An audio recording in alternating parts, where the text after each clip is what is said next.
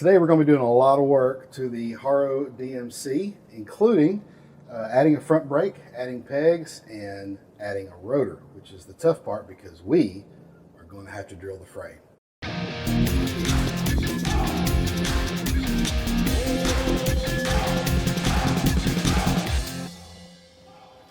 So let's look at some of the tools we're going to have for the rotor installation.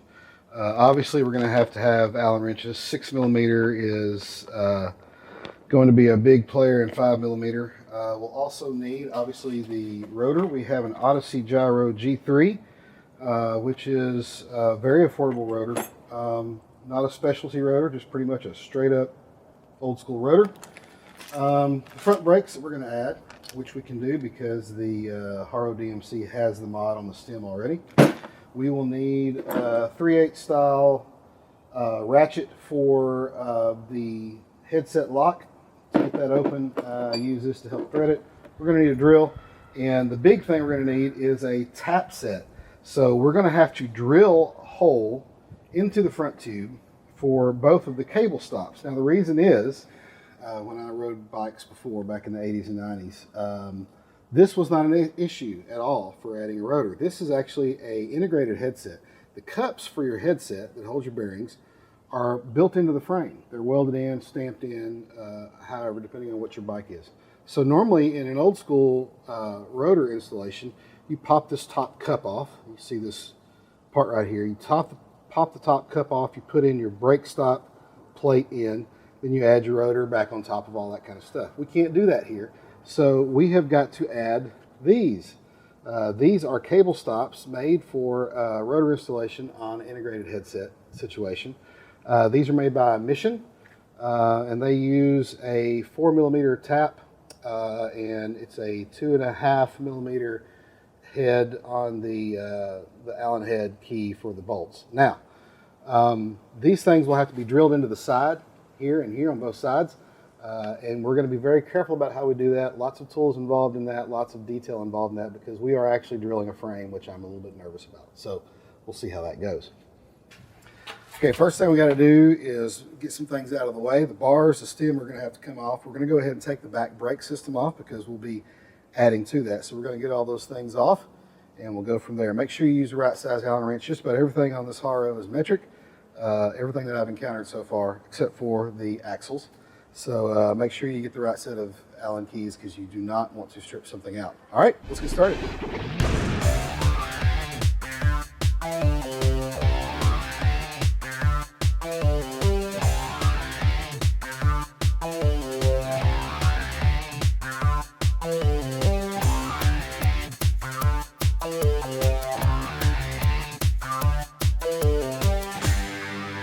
All right, let's take a look here at the Odyssey Rotor. This is the Odyssey G3 rotor. It's basically a rotor that everybody's familiar with.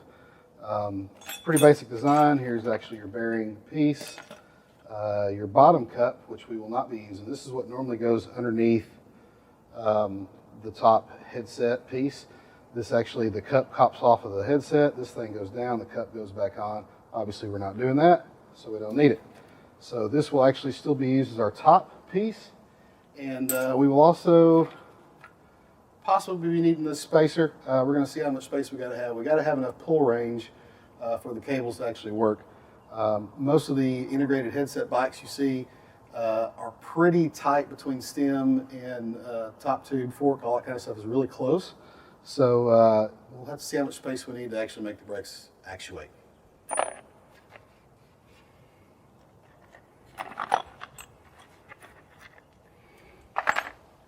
So let me get around here.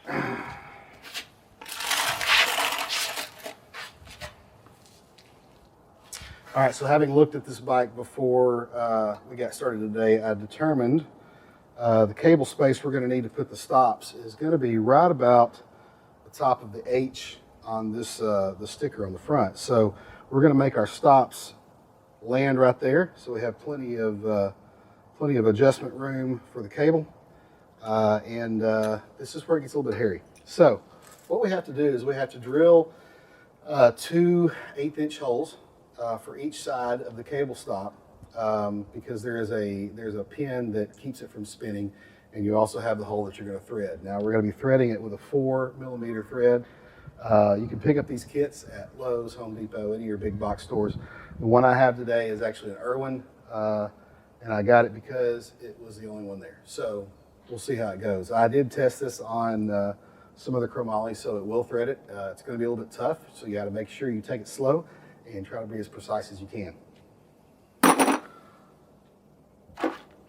First thing we got to do is mark our holes, because we need to make sure they are the same on both sides. So we'll mark them, we'll stare at them for a little bit and make sure we got them right. See if you can see one of these cable stops. There's your cable stop threaded area. There's your pin. You can see the pin on top of that. That is your safety pin to keep it from spinning.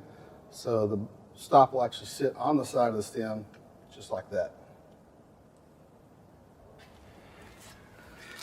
Okay, so we're going to take a piece of painter's tape and wrap this dude around the front of the headset, or the head tube, front tube, so that we can make a straight line of where our holes are going to go. We're going to mark one set of hole, which will be probably the pin hole, and then we'll set that set the cable stop into the pin hole, use the hole that's in it to mark where we drill for the tapped hole. So let's get this started.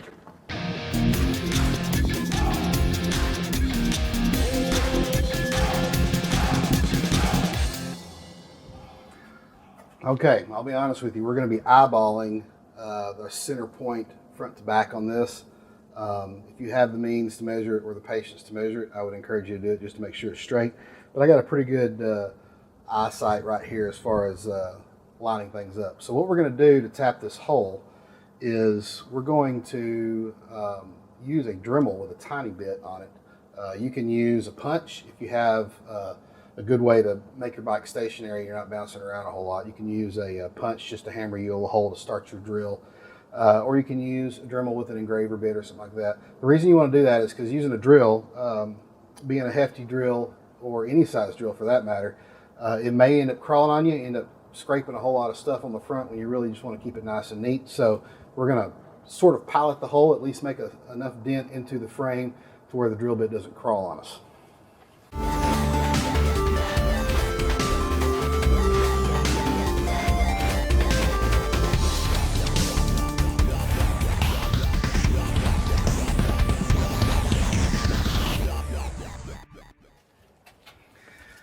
All right, holes are marked and piloted, so now we're going to drop into the 1/8" drill bit. This is not a fancy split point bit or anything like that. It's just a regular metal bit, so it should work pretty good. Be careful.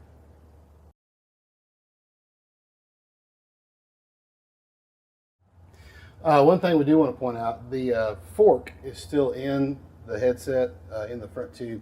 So make sure that you don't just go gung-ho and drive right into it, because you'll be hitting into the fork. You really don't want to get any kind of metal shavings in there. If you want to take the fork out, feel free to do so. Don't have a work stand yet. If I had a work stand to clamp this bike up, I would definitely take the fork out just to keep that thing free. It'd be good.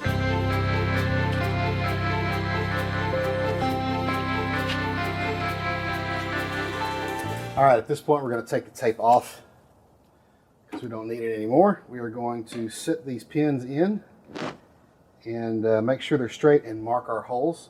And then we'll do the same process again with the Dremel, piloting these holes and then drilling them with an 1/8" drill bit.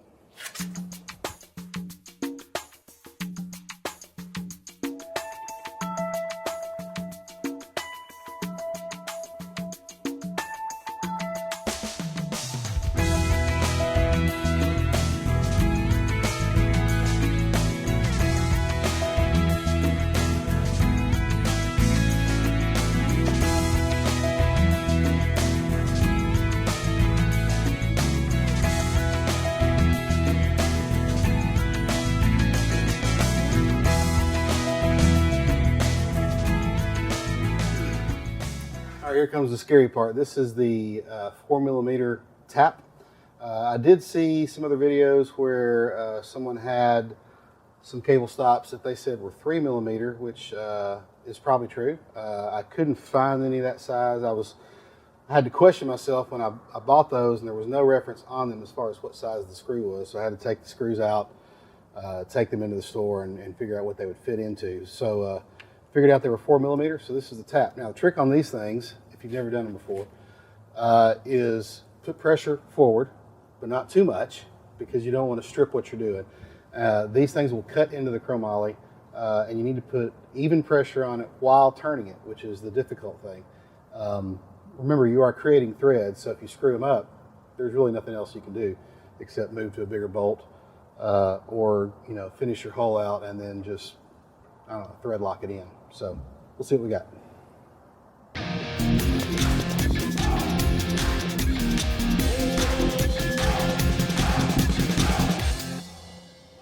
All right, so one addendum to this thing. I am going to take the fork out because I need to get this thing all the way through just to make sure it's threaded. So really no place to hold this thing up, so I'm going to be holding it in my hand, which is kind of goofy. Get a work stand. I've got one on the way, just hadn't got here yet, and I couldn't wait to do this video, so there's where we're at.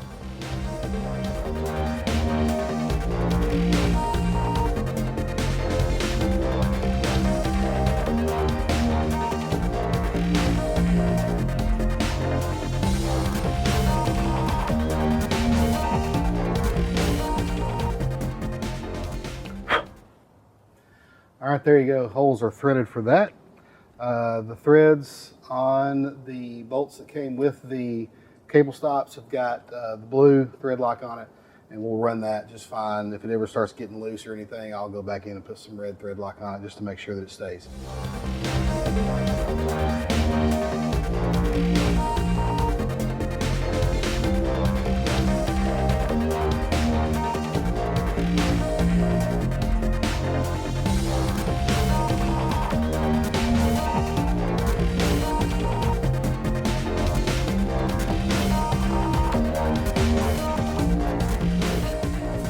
Okay, a couple of pieces we got to put in here, and it's kind of a trial and error situation. We've got to do the spacer to give enough space for the rotor to pull. The Haro had a spacer with it that is a little bit smaller than the one that Odyssey came with, probably on purpose. So we'll see which one gives us the most pull range and the most grip for the stem, because it is going to set the stem up a little bit higher on the fork. There's not a whole lot of extension for the fork here, which that's done on purpose so that it lands, right on top of the stem. So we'll see how much space we have here, make sure that we get it good and strong, and go from there. If this thing actually, if the rotor was a little bit bigger around internal spacing, probably give it some more range to go down, but I'm happy with it. We'll make it work.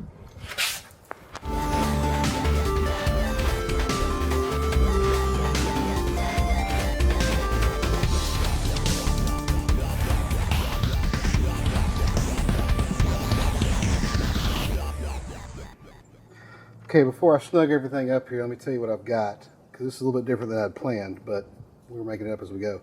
So rotor is on, cable stop's obviously installed. The Haro spacer is underneath the top cable stop plate, and I added the Odyssey spacer on top of the top plate. Reason being, because of the angle of the top cable stop, the stem was sitting on it. Which normally would not be a big issue, but since you're pulling your bolt, this mechanism replaces the old school bolts that went through to hold your fork on. So this thing has got to snug everything down, and it's using the stem as leverage to tighten the fork on. And we don't want the stem pushing down on the cable stop so much that it bends it. I promise you this is tougher metal than what this is, so we don't want to bend this. So there is a spacer in there. Sets the bars up kind of high, which we'll see how it rides.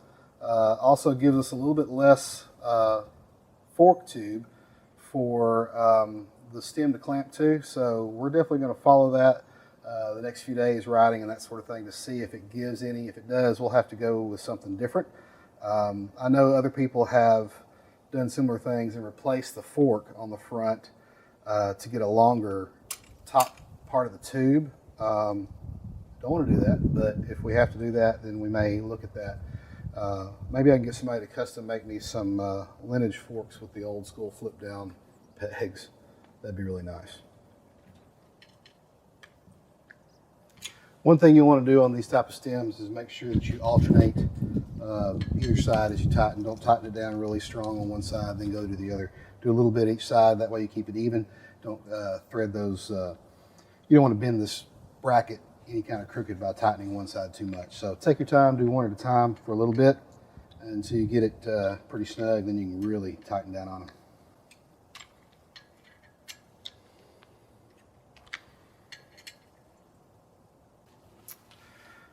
All right, rotor is in play. We will now run the cable to the back brake, get that thing going. And then after that, we will run the front brake cable, add the lever, run the cable down the center, put the front brakes on. We will lower the wheel into the dropouts just to give us some more range right here because it's really tight between the tire and the curve of the fork right there where the cable is going to come out. We don't want it to rub, so we'll be doing that also. All right.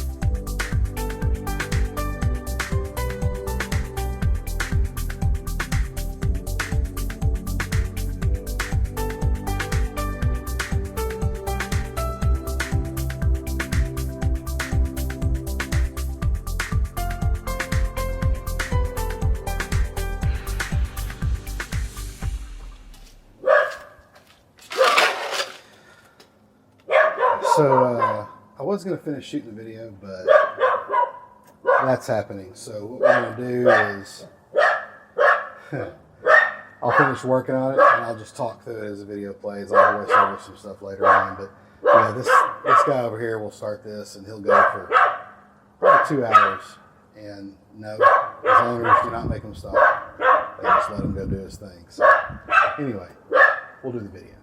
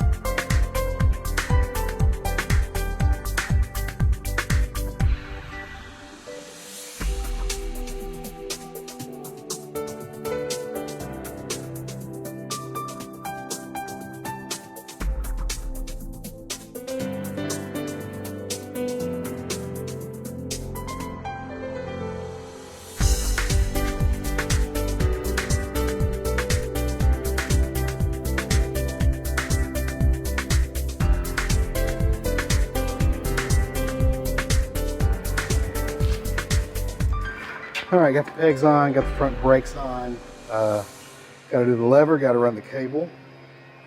A couple of quirks so far. The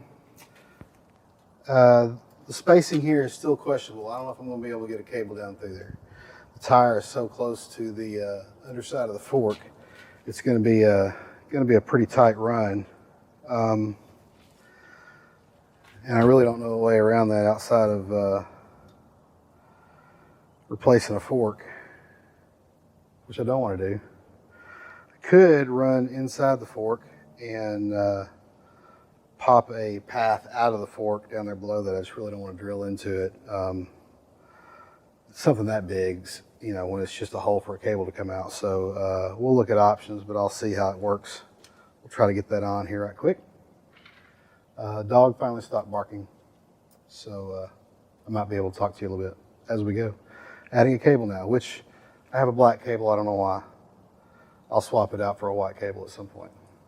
Or I'll swap this out for a black cable. Actually, on that note, lots of adjusting to do here. Because of the range of motion we have for the rotor, there's really not a whole lot of adjustability that makes sense. Because inside the housings, if you can see this here, the housing where the cables go together, there's a limited range of motion there. And because your cup and the top plate and the bottom cup is not there, but you have these stops and there's different locations for where things are, that range of motion inside that thing is kind of limited for the pre-made cables. You're kind of stuck with it on top, which you know, works because there's a little bit more adjustability. This right here may end up going away and just doing a dual cable system to some stops somewhere on the frame. But we'll play with it for a while. If we make that change, we'll definitely do a video on that so you can see how that works. All right, front brake.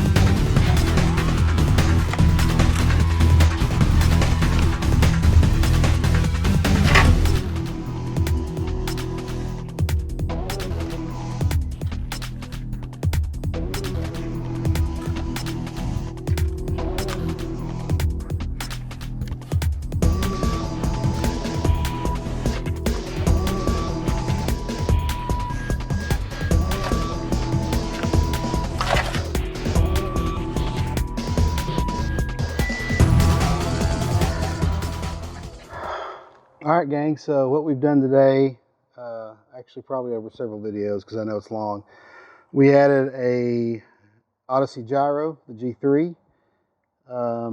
We added front brakes using the stem mod that was already on the DMC. And these are Odyssey 990s, or no, Odyssey 1999s. I got it because it was a complete kit. No preferences here on, you know, this has better stopping power or that. I haven't done this in 30 years, so I'm not allowed to have preferences. So all my preferences haven't been manufactured in a very long time.